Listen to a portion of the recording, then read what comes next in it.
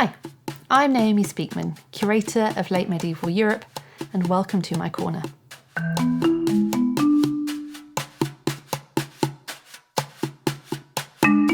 Last week, we were looking at a composite casket covered in different stories from medieval romances.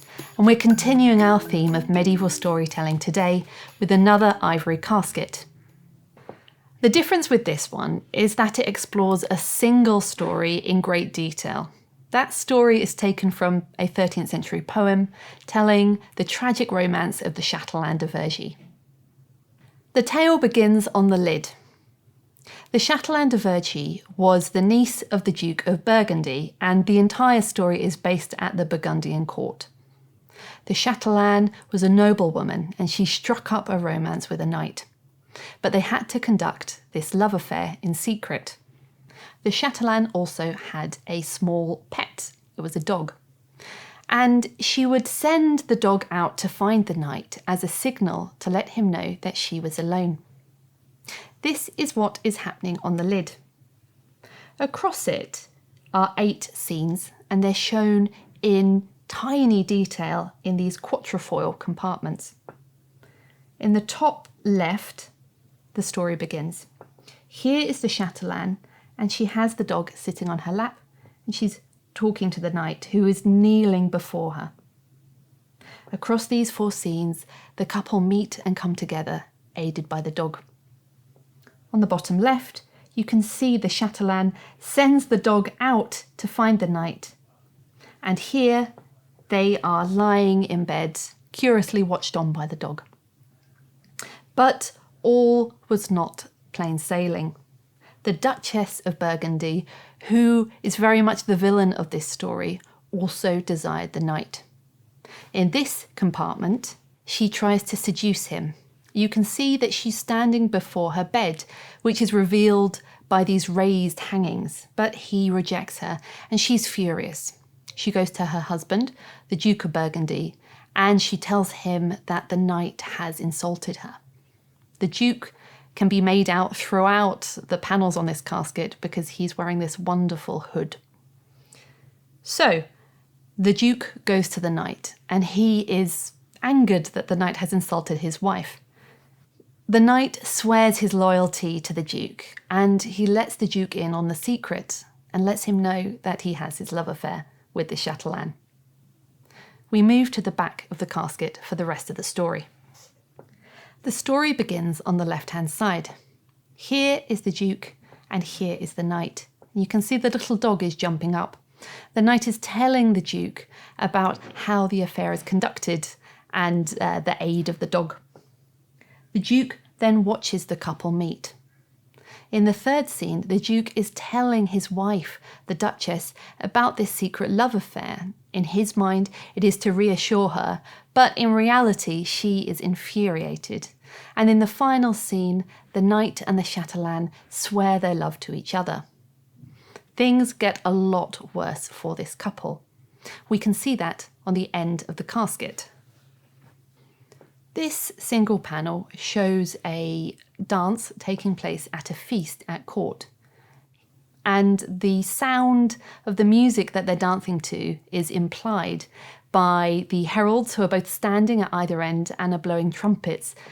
You might just be able to make out that their cheeks are inflated because they are in the middle of making this music. At the centre is the Duchess. She's the one wearing the crown. And she's leaning in, and she whispers to the Chateland that she hears that she has great skill in training dogs. This is a hint that the Chateland's secret has been revealed. Moving to the front panel, this is where the story comes to an end. The Chateland is filled with shame, and she dies. This is what happens in the very first scene on the left. She's lying in her deathbed. She's watched on by a shocked servant, and she's conveniently also died alongside this sword. The knight comes before her and discovers that she's dead. He takes the sword and he kills himself. That's happening in the second scene. Next, The Duke arrives. He sees the young couple who are dead, and he realises that his wife is to blame. This little scene is my favourite bit of the whole casket, and I'll show you why. Because here is the Duke, and he's leaning around the border of the compartment he was standing in. Originally, this would have been bordered by metal mounts, which have since been lost. He leans behind it, and he grabs the sword which is embedded in the chest of the knight, and he pulls it out. And there is the Duke, and the Duke walks around the casket to get to the next scene. So this box really is inviting us to move around it to understand the story. And that's exactly what we'll do. Here is the final scene at court. Those ladies were still dancing, the feast was still taking place, and the Duke goes before his wife and beheads her. It's a shocking end to this story, and even the figures in the scene are shocked. You can see the music has stopped, the heralds' trumpets are down, and the figures are looking at each other in astonishment. Well, that concludes the story of the Chatelaine de Vergy, and I hope you'll all agree with me that this is a surprising, shocking, but also an entertaining story, and maybe it's one you hadn't heard of before. So I hope that when you see an object like this, you can appreciate it in a new light.